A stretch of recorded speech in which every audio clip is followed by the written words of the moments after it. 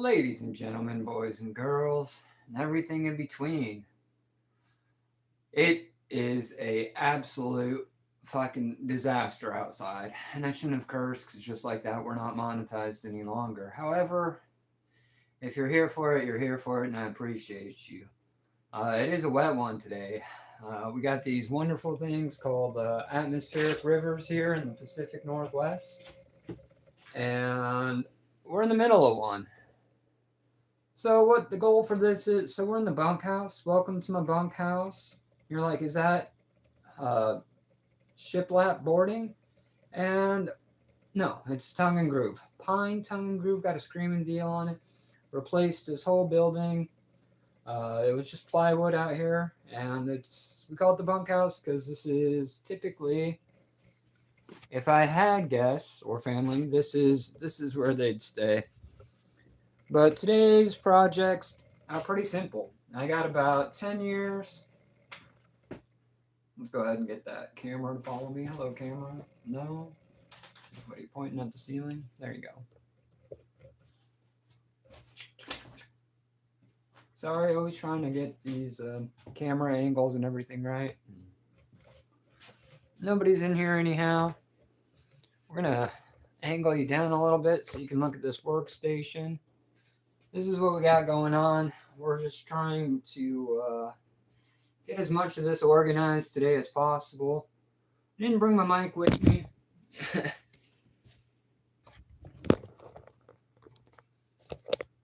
And just like that, that's why, ladies and gentlemen, you have to tighten up your gear. So this is what we got. We got about 10 years worth of unorganized and fishing gear that we've acquired. We also got 2 rods that I predominantly use that need to be worked a little bit. You know, the line is getting kind of tangled and old, as well as many other things as well. You know, they've been rode hard and put up wet. I mean, they got hundreds of fish this summer.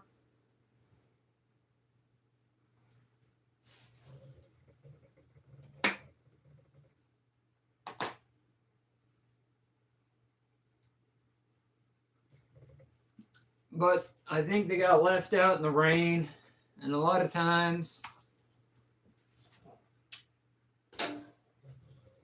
we are on the struggle bus this morning. That is okay. I mean, I don't even know how this happens. Says every fisherman ever, right? Like, how does that even happen? Currently, our bail is wrapped around the handle. There we go. Success. Couple weapons we got. We're trying to, hey, shout out to you. Good morning. Rainy day here in the Pacific Northwest.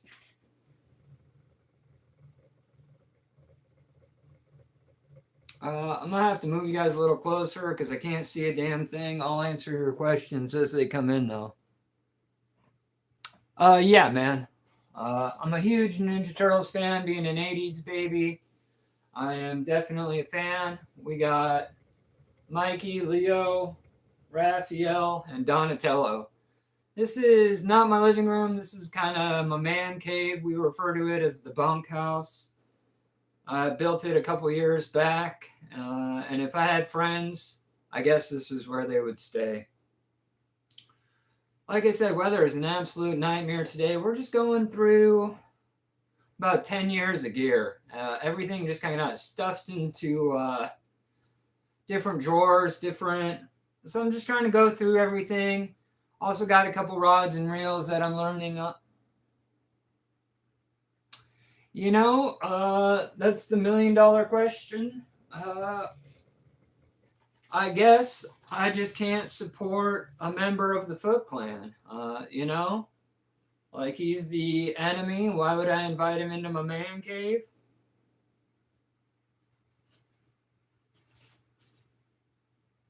We're going to do some maintenance on this baitcaster. Let's drop you down, zoom you guys in so I can see you, and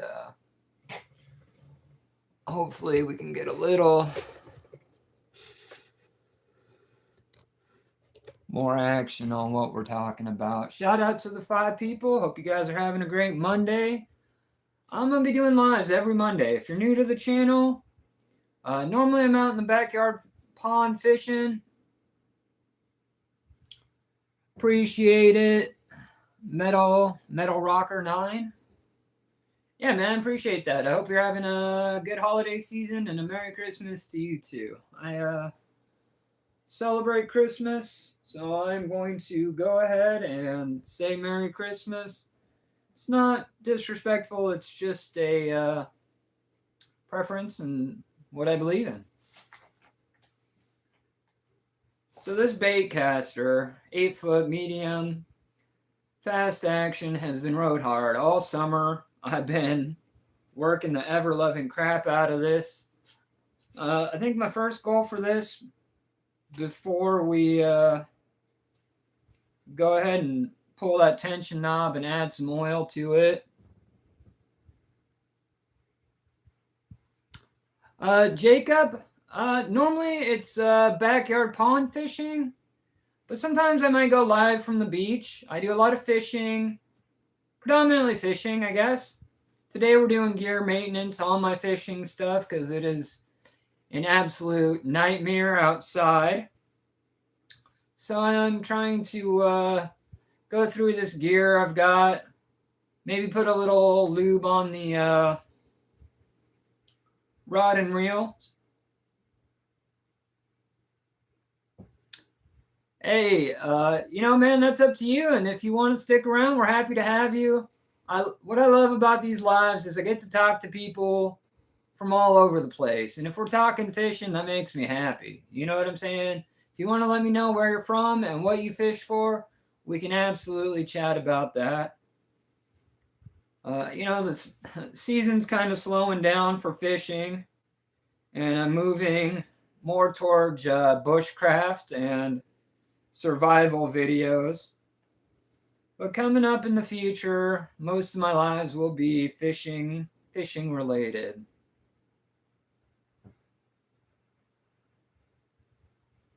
Yeah, Jacob, I don't know, where are you from, man, and what do you fish for? Just working on getting this bird nest out.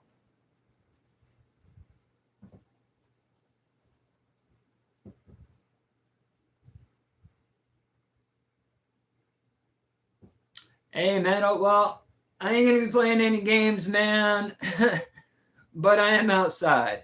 You know, and that's my thing. I respect the gaming thing. It's just not overly for me. But I'm happy to have you in the chat, man. If you want to, I can talk gaming. I'm like a low-key nerd every morning before work from like 5 o'clock to like 6. I'm up grinding games and stuff when I'm not, you know, before the sun up. I can't go fish in the dark. Well, I mean, I could, but Unk's a little bit of a gamer. Like, I play, I don't have like a newer system. I don't have like a built PC. Still rocking the PS4 Pro. And I play a little GTA Online. That sort of thing. From Tennessee and anything you can catch. Well, I'm from the Pacific Northwest, and I predominantly fish for salmon. I live about a mile from the ocean. Ocean's about a mile that way. Backyard pond is about 7 acres. We got trout. We got bass. We have, that's about it. Trout and bass. Perch. Got a little bit of perch and a little bit of bluegill.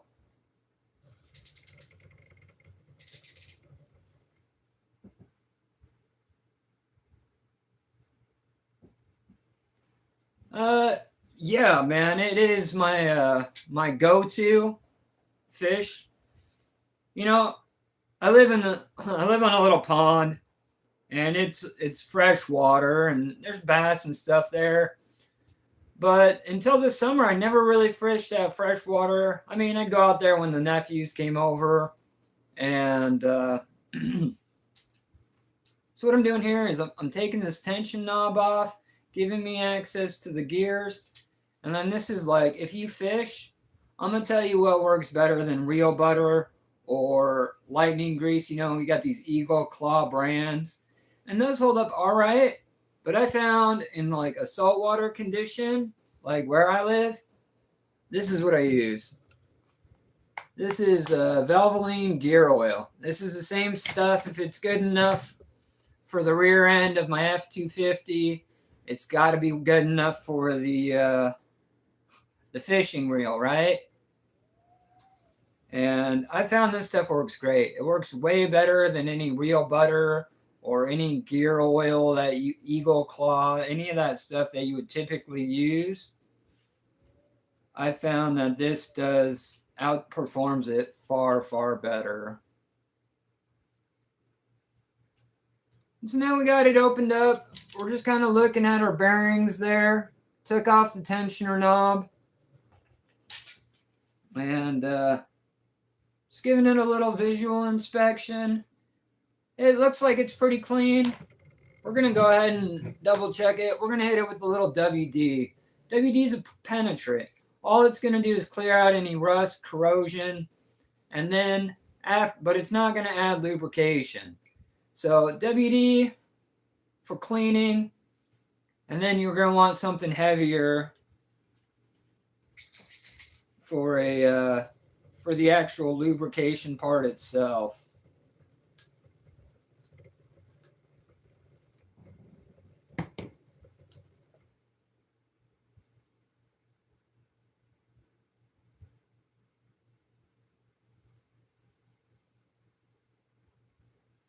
You've never caught a fish? Well, I mean, we all got to start somewhere. You know what I'm saying?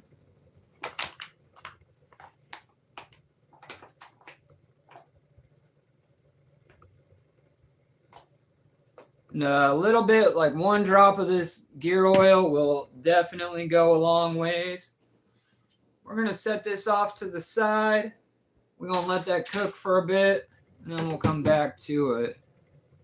Key to this is not losing your tension knob. You lose your tension knob and it's absolutely game over.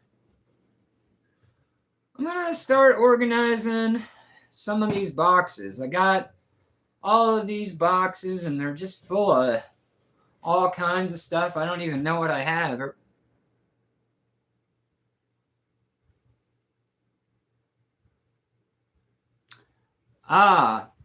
You know, I haven't caught any big catfish. It's really cold where I live. I mean, doesn't get real warm. I think all summer we had maybe 1 day, maybe 2 days over 75. That's I can't. It doesn't get real warm, but on the other side of that coin, it doesn't get real cold. It doesn't snow here. I'm right at like sea level, and we don't get snow. The lakes don't get frozen enough for ice fishing. I can fish it all year around, and that's typically what I do.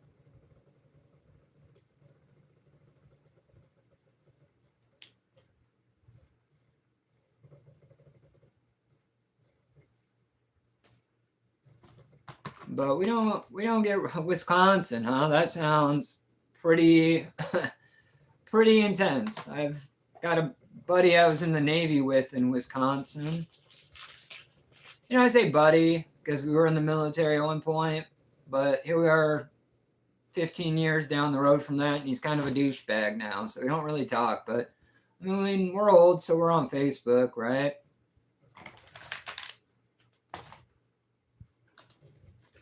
Well, that was randomly specific. Sorry about that.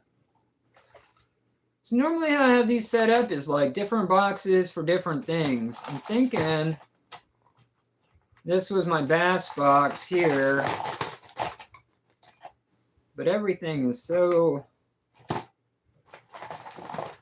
mixed around and we're missing little containers and all in all, it's just not.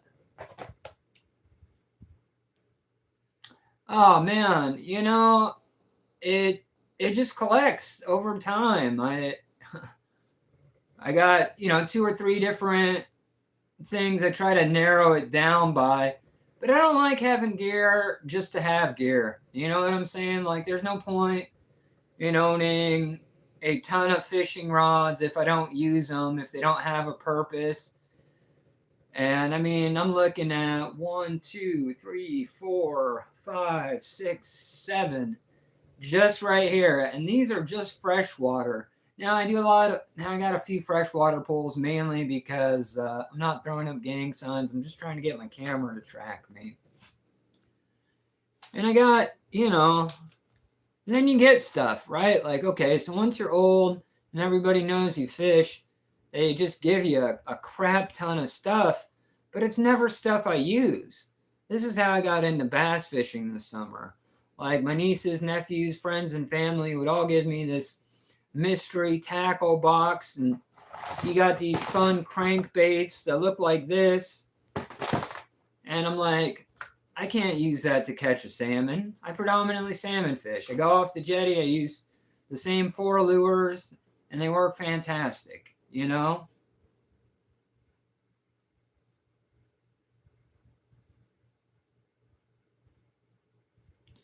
Yeah, man, I know not a lot of people can relate to the saltwater thing. And I guess technically where I fish for salmon, well, I got 2 places. I got a little boat.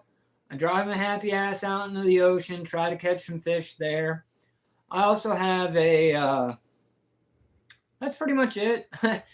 There's also a big river that runs down, and I do some camping. If you're new here and you enjoy camping, I want to encourage you to check out some of the old videos. Some of them did pretty well, some not so much. But, I mean, camp, cook, and catch, or camp, catch, and cook, these are my kind of videos. Those are my long format. They're a little bit long, but they're worth the watch if you got the time for it.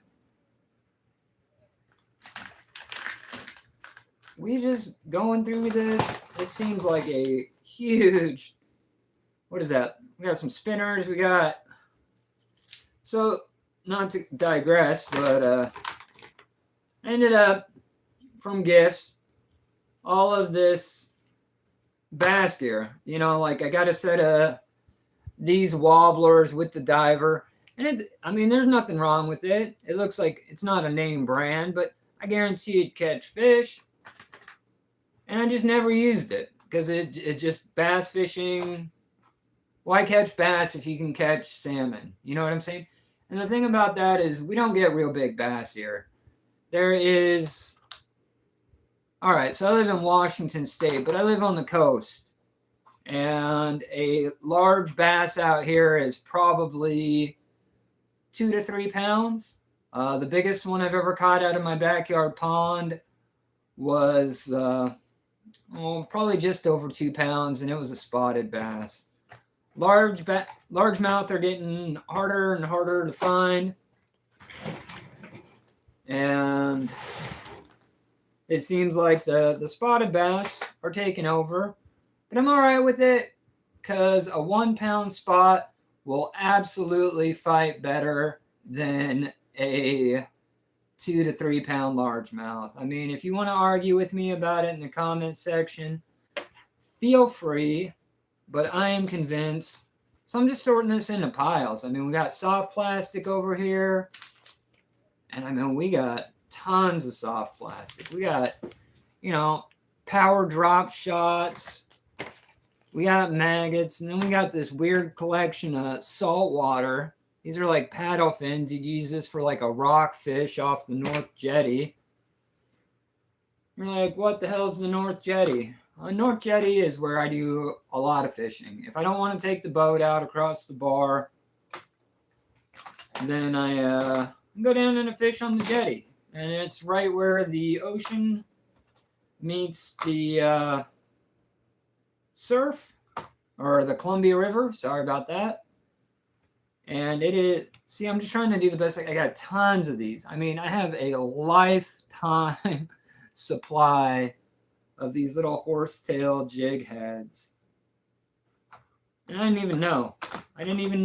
I had these, to be honest. I've got so much stuff I didn't even know what I had. just trying to get it organized by, first of all, fresh water, and then we'll dive into the saltwater collection. Trying to do some maintenance on the reels, and then going from freshwater to species. You know, bass, and then we'll go trout, and we'll combine trout and perch, bluegill. All of those can be one little aspect. And then sorting, you know, what do we got here? Watermelon shaky worms. So this would be a bass. You know, it's a soft plastic. We'll put that in the bass box. What do we got?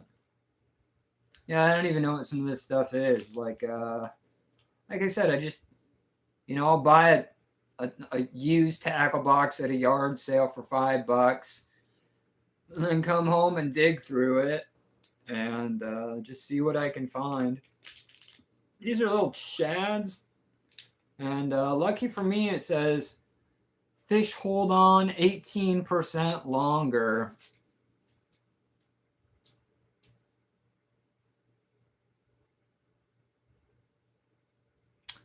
Wait, what bait do I normally use? Sorry, I'll answer your questions as I can. Depends on what I'm going for, and it depends on how I'm fishing. If I'm just in the backyard looking for bass, this is what I catch 90% of bass on. This is a, I don't know, 2.7 gram Ned rig with a watermelon speedworm. This is my go-to for bass. Just like I said, just a simple Ned rig. It's got the little extra hook. Rig it right over the top. And that is what I'm catching 90% of my bass on. Also like to do fun things. I don't see any here, which makes me wonder. But, you know,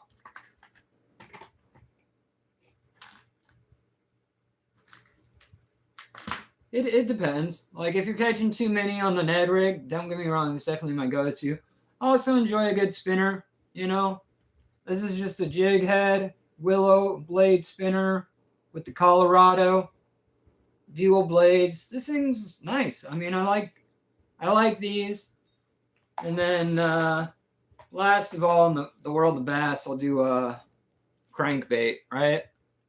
This one's actually a wobbler or a crankbait. It's jointed, so it wiggles a little bit. And it's got a massive diver on there. So if I think they're deep, I'll run a crankbait. But like I said, 90% of the time, it's just a jig head. You know, I'm really glad I took the time to go through and do this. I just bought a set of hooks, like, not even a month ago. And it turns out, like, I got a ton. I got a 120-piece hook set. These are great if you're Texas rigging.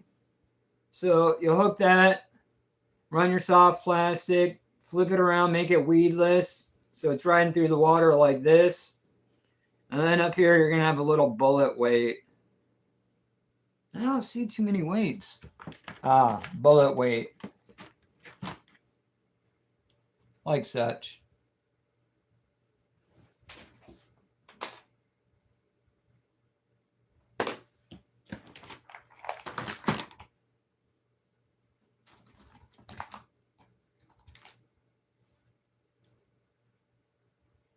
We'll put the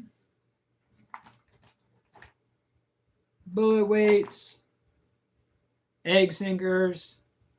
We'll go ahead and put those in. Couple with the bass. Wow, this thing's kind of cool. This is like a teeny tiny crawdad. Yeah, you know, it seems silly using a 4-inch or 4-gap hook to catch a 8-ounce perch, or not perch, but a baby bass, you know.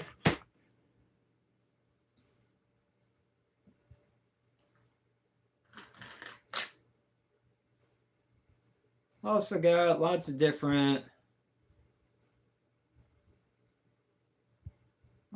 things here. Just trying to figure out what I got, what goes where. Looks like this is my trout bag. I got tons of flies.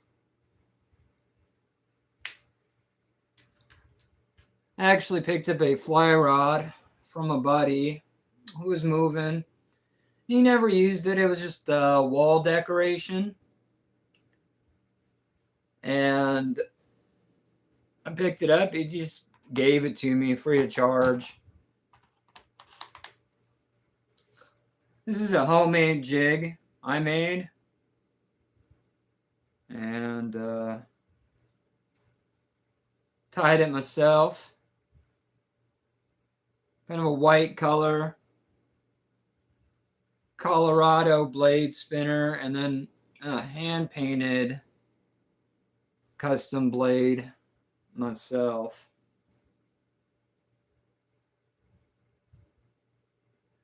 All right, Metal Gamer Bro, hope to see you around. Thanks for swinging through.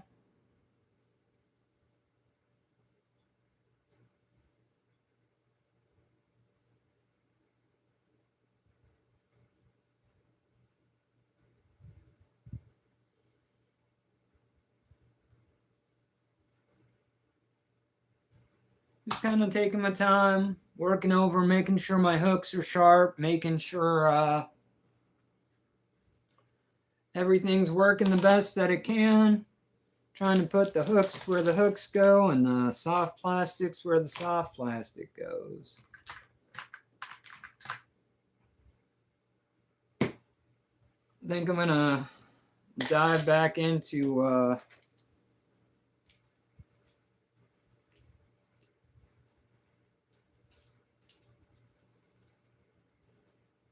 I think our bass box is looking pretty good. Hopefully that saves me a couple trips to the store. From lack of organization, I spend hundreds of dollars that I don't need to spend. Turns out I got the gear. I just need to use it, to be honest.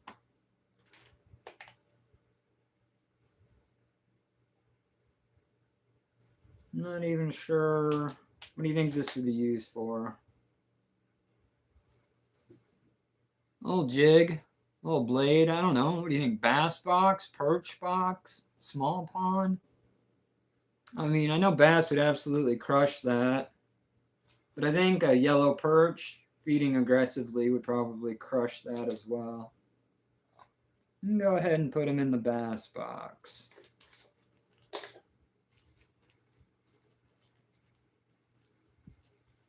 This is the absolute worst. Cheap chrome split shot. They come in every fishing kit, every tackle box, everything. And in my opinion, they just aren't worth a damn.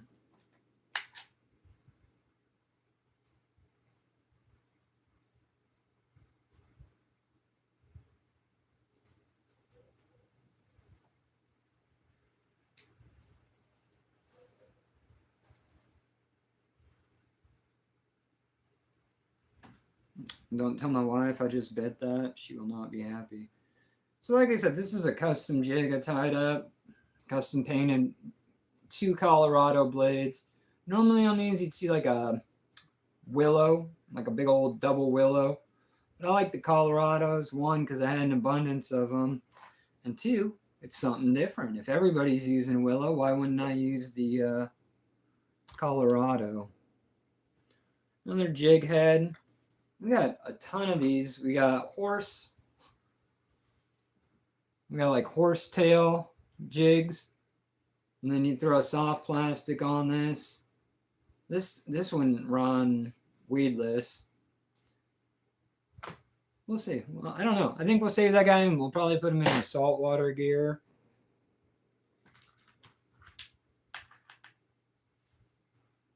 This is my go-to if I'm fishing a new pond. If I haven't fished it before and I don't know anything about it, this is what I'll typically throw. And this is boring. This is just a rooster tail. But I think rooster tails have gotten just as many fish as anything else. New pond, new lake, new stream. Throw out that rooster tail. Lots of things will go after it. Man, some of this stuff is old. I mean, old. Like, look at the, I guess we'll call it patina. But you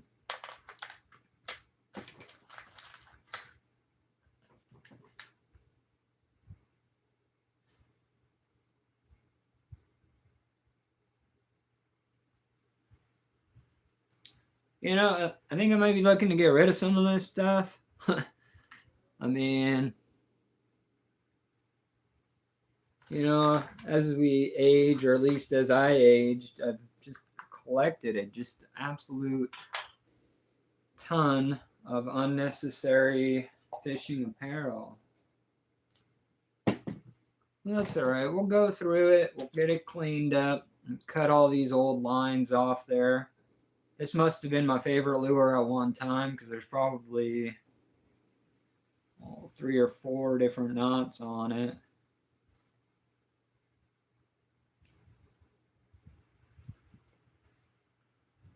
You know, everybody's got a specific way of doing it or a tool. And I found, you know, if you got wire cutters or fishing pliers, they're a pain. It's a pain. You got to loop it through the backside, line it up. The best way I found to remove line is just a pair of toenail clippers. You know, chip, and your line's off, no problem.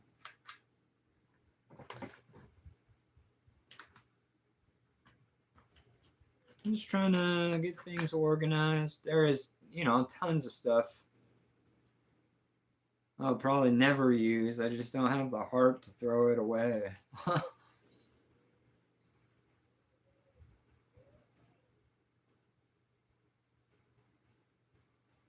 Little ice fishing jigs.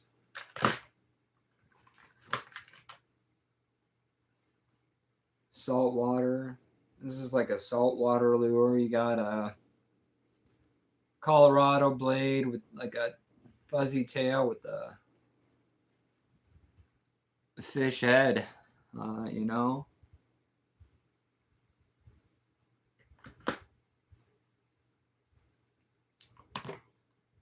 I'm gonna go ahead. Hey, shout out to the 6 people. We're just doing some gear maintenance on a rainy day. Normally I'm out fishing the backyard pond, but I've had some neglected gear. Summer's over, went hard. Dropped a few of my rods in the water a couple times more than I should have. So I'm going through, working those out, trying to put, you know, bass boxes together, perch box, and other freshwater stuff as well. If you want to jump on, let me know where you're from and what you fish for. I'd love to hear from you. So we got the tension knob off this. You can see the bearings in there.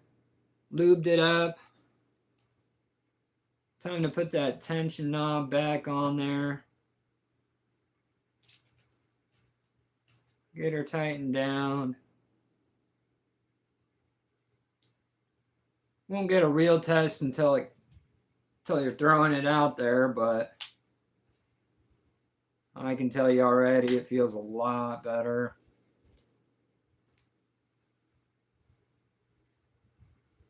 I don't hear any sand, grit, or grime.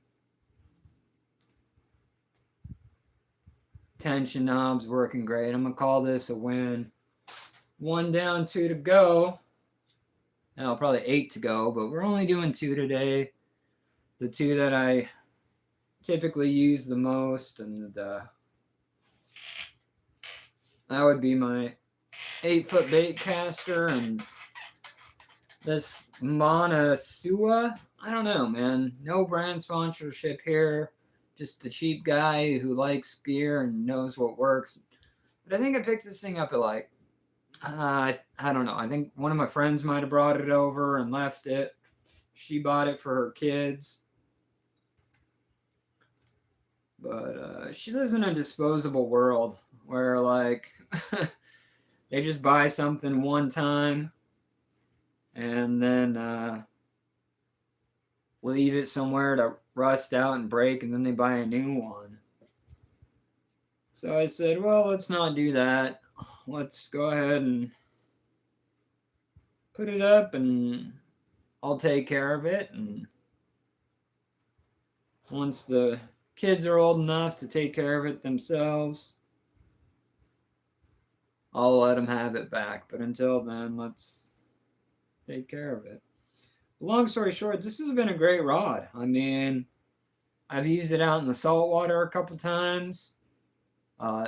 Not in, like, it's never been in the ocean, but I mean, I've used it perch fishing, used it to throw a 3-ounce, pyramid weight, and it's been a good little rod and reel for under $5.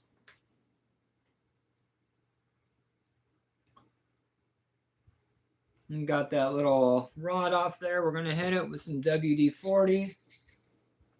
Remember, WD-40 is a penetrant, not a lubricant. So it's a 2-step process. You want to hit it with the WD-40 just a little bit. That'll get that corrosion cleared out.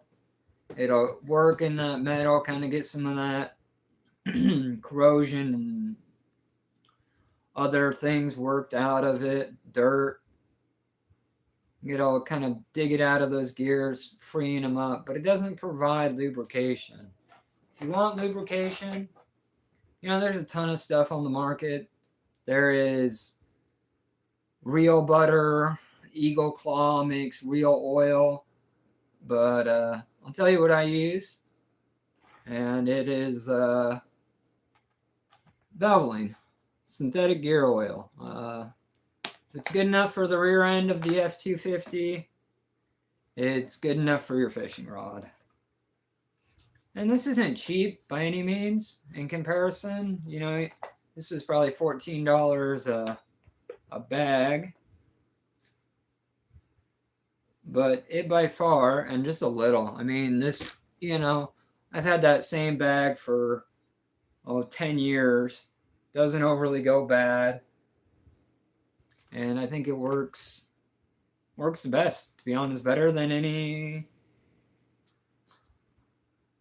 gear oil or Real Butter. And I mean, you can spend real money on wasting on watered down crap. You know what I mean? You can, it's hydrodynamically engineered for 2 easy payments of $29.95. Get the best on the market. And people think because they pay more, it's worth more. And that can be true on some cases. But I'll tell you what, I've been using this advanced gear oil 75W by 140. And it's worked great. It's worked absolutely fantastic. I use it on all my saltwater gear, everything. Hope you guys are having a good Monday.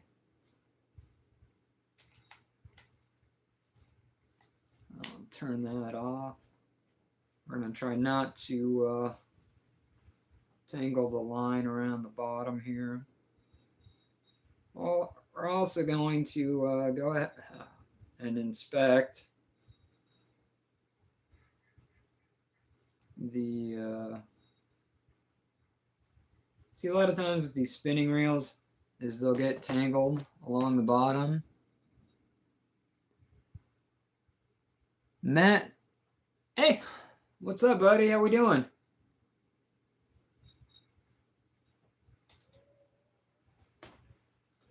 Yeah, so like I was saying, a lot of times they come off of that track and then they get tangled around the bottom of the reel. Sometimes you can unwind it. Sometimes the best plan of action. The best plan of action is always just take it apart. And you're like, well, if I take it apart, I'm never going to get it back together. Maybe, but if it's broken, you're never going to use it. So, yeah, man, just doing some rainy day gear maintenance. You know, I had a hell of a summer, caught tons of fish, but now it's time to go through and do some gear maintenance. I'm just trying to pull off that, just twisting it till it comes off. That allows me to freely untangle that bottom. And the key to this is there's all kinds of pins, sand, dirt, mayhem that ends up in these. So what you can do, hit it with the penetrant, little WD-40, give it a good wipe down, clean all that out of there. This one's actually like a fixed lock, which means it's cheap. That's all right. I'm actually going to go ahead and remove the first, I don't know, 7-8 feet. It seems to get the most kinked and tangled. I mean, you can see that. It's just, well, you can't see it, but it's all knotty. It's all tangled up. There's wind knots. And the thing about line is it's got memory. Like cheap line, specifically mono and P line, all has memory, and it will absolutely remember what you're doing. So next step is to focus on this little spindle here. Make sure it's all cleared off. And it's looking good, free of dirt. There's a little hole there where you can add gear oil directly to it. And that's what we're gonna do. We're just gonna add a couple drops. Maybe. Remember, a little bit of that gear oil goes a long ways. Hey Matt, where are you from, man? And what do you fish for? You're just gonna work it both directions. Let that gear oil get down in there. Make sure this metal rod here is free of any contaminants. You don't want any dirt or sand or anything in there. And that already feels night and day difference. I mean, smooth. Listen for it. Make sure you don't hear any grinding. Feels good. Sounds good. Then go ahead and replace your top. Make sure you line your little rod up with that hole. Push it on smoothly.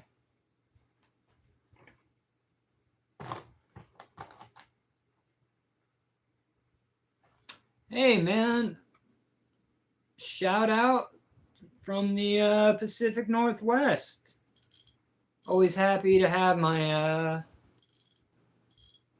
former overlords, tea drinkers, huge part of the channel.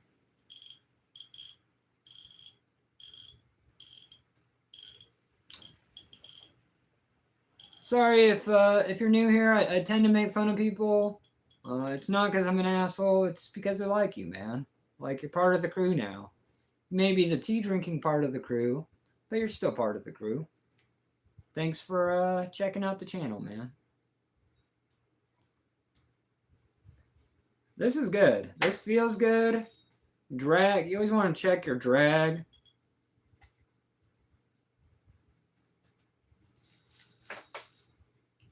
Drag on this one's pretty limited, but overall works good. I think we're actually going to rig this one up for a bobber and a worm setup. I like having my gear pre-rigged. It makes it easier. If my little nephews come over, I'm trying to teach them, but they're like the Minecraft generation.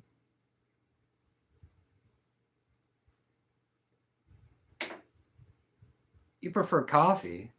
Like, isn't that cultural appropriation? Like, me too, man. I'm a coffee drinker. But don't get me wrong, after a pot or so, I might switch over to that British guy, Mr. Earl Grey.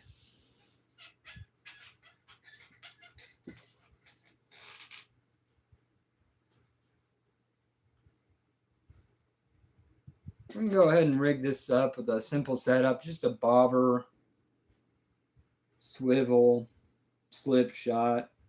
That way it's ready to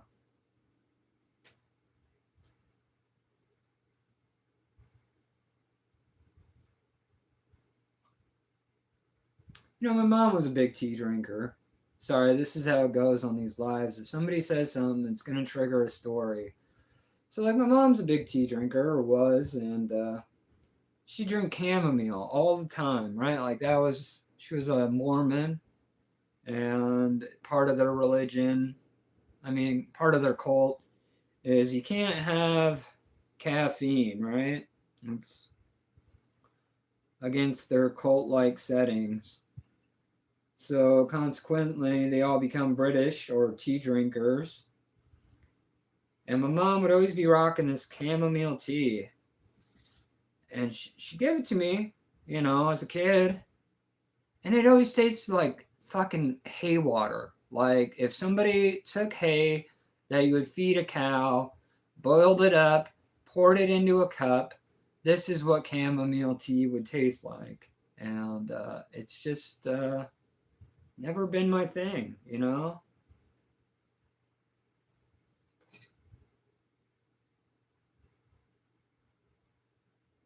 To each their own.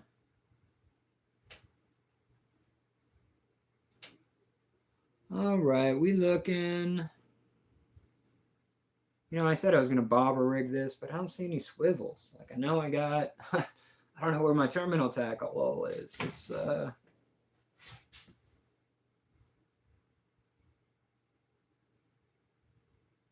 yeah, no, it's terrible, man. Sorry to jump off camera for a second. Looking for some terminal tackle.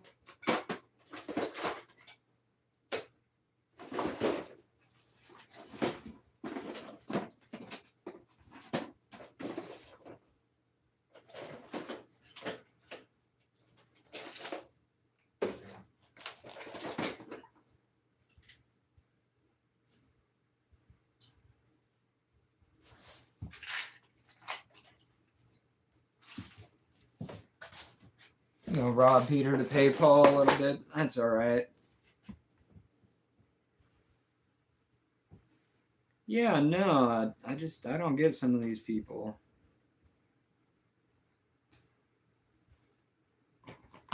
We might set up an off the. So we got a simple swivel here. Not what I want. I'm looking for a barrel swivel. However, I don't simply see any, and that's gonna frustrate me. So we're gonna switch this to something I use all the time, and that is a little tiger tail. A lot of things will bite that, so we'll go ahead and tie on a little tiger tail here. Just do a simple clinch knot. You just twist this around 1, 2, 3, 4, 5, 6, 7, 8, 9, 10, 11, 12, lucky 13. Take your tail in, drag it through, pull it tight, and that is just a clinch knot. There's lots of fancy knots, but I have caught you know, it's kind of what you grow up on, right? There's clinch knots, improved clinch knots, overhands, double overhands. But I could tie a clinch knot on the back of a Harley at 80 miles an hour. That's how comfortable I am with them, and that's what I enjoy using. They don't, you know, they've never let me down yet. So we got this rod all rigged up.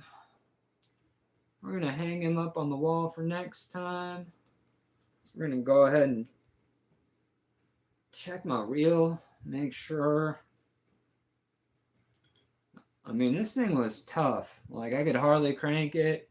We got that line freed out from the bottom. We got some oil on it.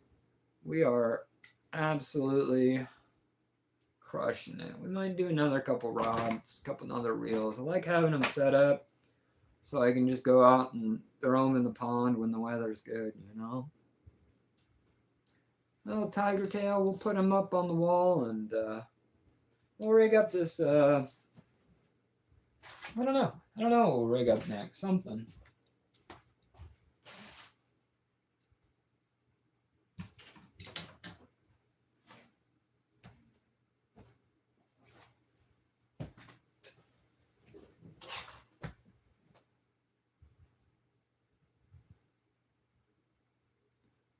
Yeah, scrambled eggs, huh, man? That sounds pretty delicious. I just got done microwaving myself a burrito. And it was a breakfast burrito. It was pretty on point, to be honest. I am not too sad about this. This is my 8-foot medium heavy Abu Garcia baitcaster, and normally I got this guy rigged up with a Ned rig, but today I think that's gonna be the move. I think we're gonna rig him up with a Ned rig. That allows me to throw on damn near any kind of soft plastic I want. And when you're rigging these, you want to move. You have a line guide up inside there. You guys can't see it because, well, you just can't. You want to try to rig it through when the line guide is all the way either to the left or the right of the reel. That really makes a difference. Not so much once the line's already on there, but when you're first putting the line on there, really helps make sure it goes on evenly.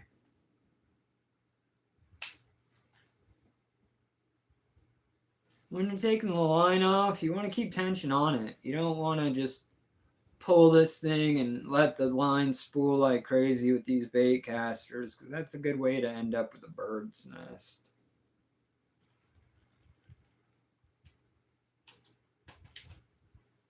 And the easiest way to do that is just open up your drag. There's a star adjuster on the drag there.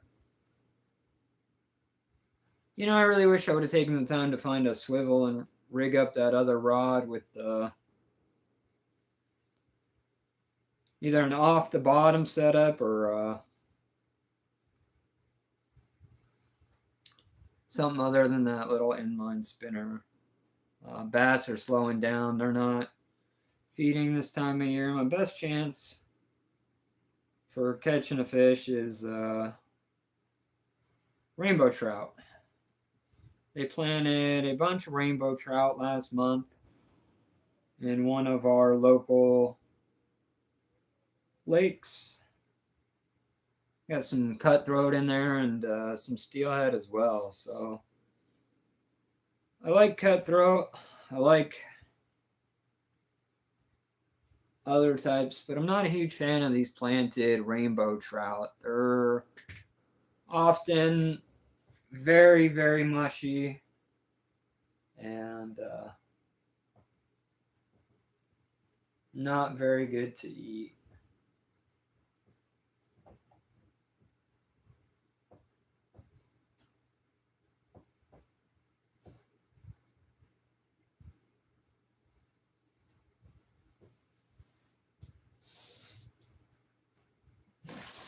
All right, that feels pretty good. Let's get myself a little Ned rig.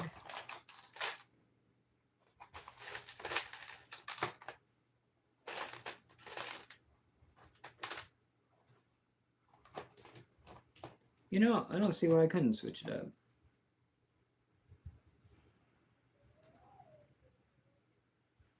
We're going to put a fatty bullet weight on this.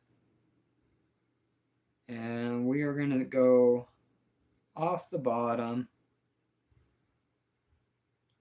in hopes. Need a swivel.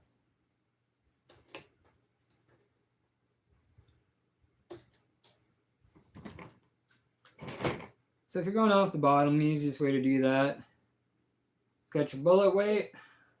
It's a big boy there. He's probably a ½ ounce. Then you're going to tie it to a barrel swivel. Then you're going to put a leader and a hook.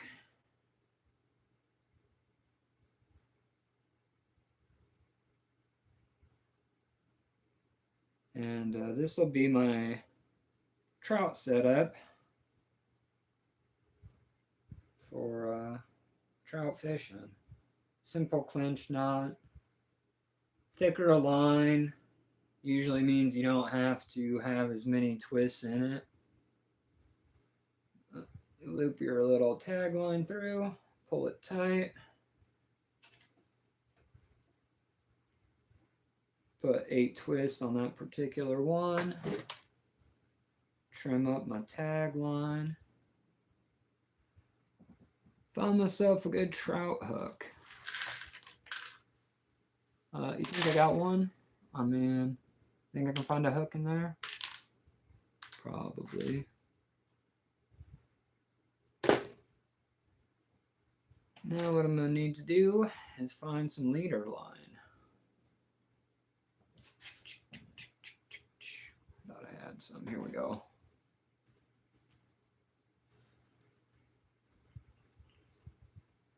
This is pretty wimpy. This is probably a 4-pound leader.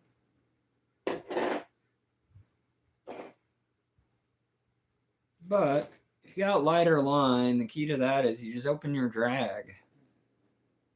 If you got your drag open, they'll just rip that drag out and they won't just snap you off immediately. That's kind of the whole point of having drag. I don't love this though. I don't love 4-pound anything. So,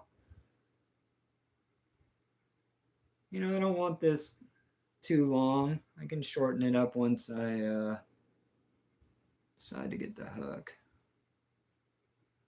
I can go with the octopus style.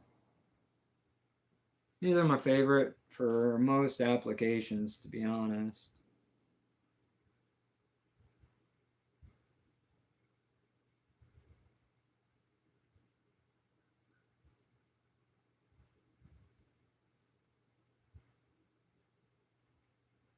If I was going for something a little larger, I'd probably take the time and snail this hook, where you just wrap it around the neck is basically how you do it. But for those 6-inch rainbow, I think I'll stick with the clinch.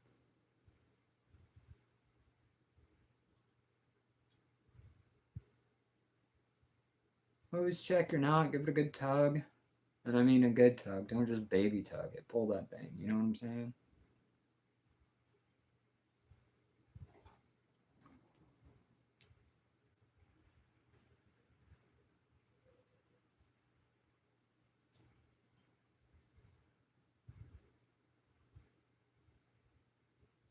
So now I'm trying to figure out how much drop I want. The way to hold it here, wherever I put the swivel, the bait will float. And I typically want it, depending on how weed the bottom is, and how much weeds, it doesn't do a whole lot of good floating on the bottom if it's lost in the weeds. So I typically want it up anywhere from 12 to 18 inches is my goal. Everybody has their own style. Some people want it just floating on the bottom. There's nothing wrong with that. Like I said, each body of water is different.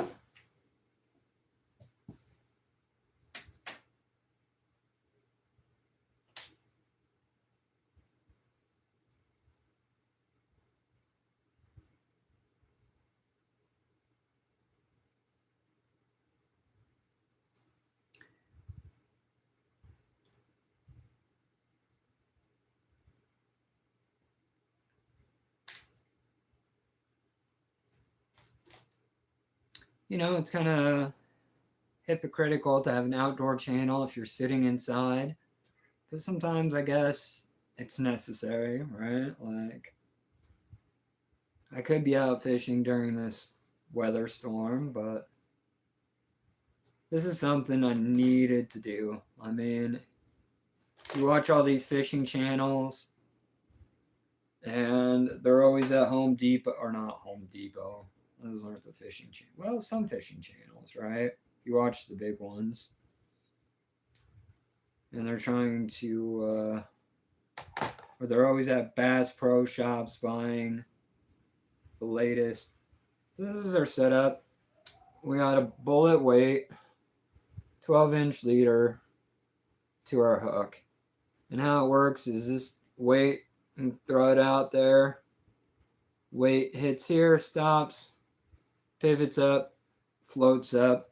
As long as you got a floating bait. If you got like a live worm or something that doesn't float, you're just going to be on the bottom. And that's okay too.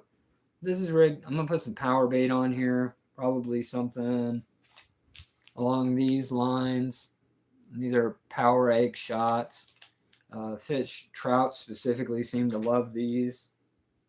It seems weird to rig up a bait caster for trout. Normally I would use a spinning rod all day long, because you're not, the reason why you want to use a bait caster is if you're casting, right? You're not typically throwing a bait caster out and leaving it sit, but I don't see why you couldn't.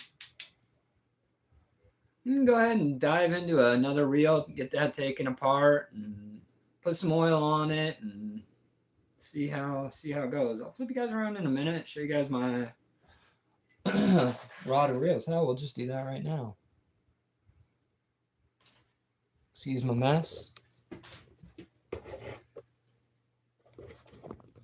That's my wall of rods. We got the fly, we got the bait caster, then we got spinners, kids' rods, all kinds of things. We're going to take this one apart and work it over next.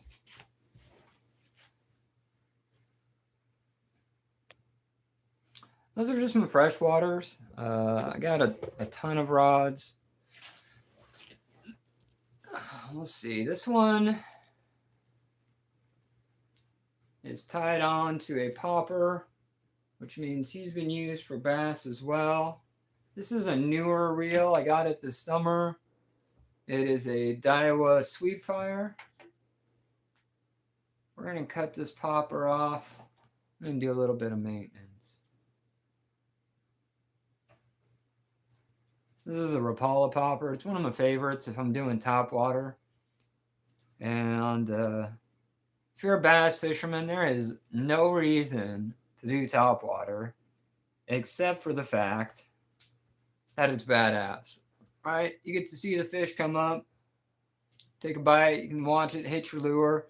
That is the key reason to be a topwater bass fisherman. And inspect these trebles. They're a little rusty, but they're in pretty good shape.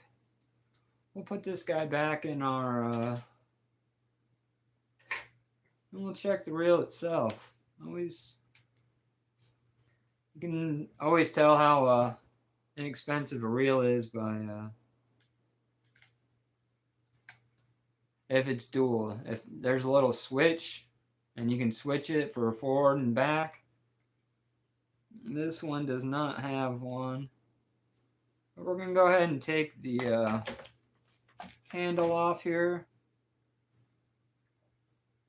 Take a look at the bearings. And clean them out if they need to, you know? When the nieces and nephews come over, it doesn't matter how many times you yell at them, they get left out in the yard. And I mean, shit happens. I get it. Like, I'm not an old, angry, bitter man. I'm just old, but I'm not angry about it, you know?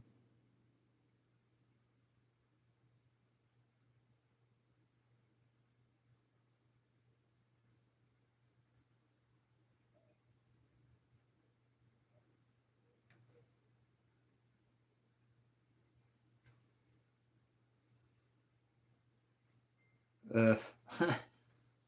Damn you, China. I like the brand Daiwa. They make some good gear. That's what this is. This is a Daiwa Sweep Fire. And I use them in salt all the time. But they make some high-end stuff, and then they make some cheap stuff. We're going to add, and this is just apparently cheap. I mean, they're the housing unit for the metal bearings is plastic. It's not even a metal housing unit. So adding oil to plastic will probably just dry that plastic out further, but we'll see how it goes. Let's get it put back together. And then I think we're going to rig this one up. Well, it all depends if we can find a good swivel. You know, I got... The whole point of this video was to organize this gear I got. I've had this gear for ever. We somehow kind of digressed into the world of rod maintenance, but it all goes hand in hand, you know? I waste an absolute ton of money. That feels good.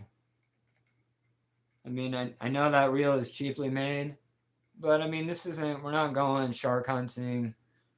We're talking, you know, 6-inch bass or perch in the backyard pond. And I think this rod and this reel setup for that is absolutely perfect. We're going to go ahead and rig it up for, oh, I don't know, nothing. We're not going to rig it up. We're going to continue to go through the gear and see what we got.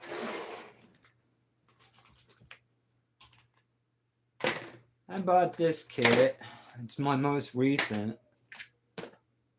And it was a chunk of change, but a whole lot of disappointment. This was a... this is why I don't like kits, to be honest. This was a Shakespeare lake and pond kit. And this thing, if you want, I did a whole review on it. You can go check out one of my other lives. And I spent like $19. I spent $19 on this. And I didn't buy it on Amazon because it's probably like $8. Saw it at my local store and decided I had to have it just right then and there. So consequently, I paid $18 for it. But it was a total waste of time. I mean, well, I think this is a good place to wrap this up. I'm gonna call this a success. Fixed 3 good reels, got them back online, got a bass box put together, got a trout box put together. Not a bad way to spend a rainy day, you know? Lots of big changes coming to the channel. If you're new here, we're live every Monday. Every Monday, 9 a.m. live. I'm working on a survival series where I go out in the woods and I'm trying to build a survival shelter. Like I've always built forts in the woods, but never a survival shelter. So we got a whole new series out, and those are every Sunday at 9 a.m. 9 a.m. seems to be my thing. Right now, lives every Monday, 9 o'clock. New video every Sunday, 9 o'clock Pacific Standard Time. And I hope to see you guys around. You know, I always throw out these shorts, something nature related. I'm really sick of this rise in AI, like the rise of this AI problem. And don't get me wrong, some of those videos are absolutely fucking amazing, right? Like, you got Donald Trump, sumo wrestling, Elon Musk, and those ones everybody knows is fake. But like, I got duped the other day. Like, I was watching a raccoon get rescued, and it looked real as fuck. And I'm like, all right, that's awesome. I like animal rescue videos. In fact, I went viral shooting one. But like, I fell for it. I legit thought it was real until I got up in that comment, and they're like, I know what you're thinking. You're like, Unc, you're old. Like, no wonder you fell for it. But they're getting more and more realistic, and I'm here to help fight that. So if you like that kind of thing and you want to be part of the AI resistance, you like outdoor activities, go ahead and hit that like button and subscribe. We look forward to seeing you around the channel. Until then, go outside. It's good for your soul. Peace.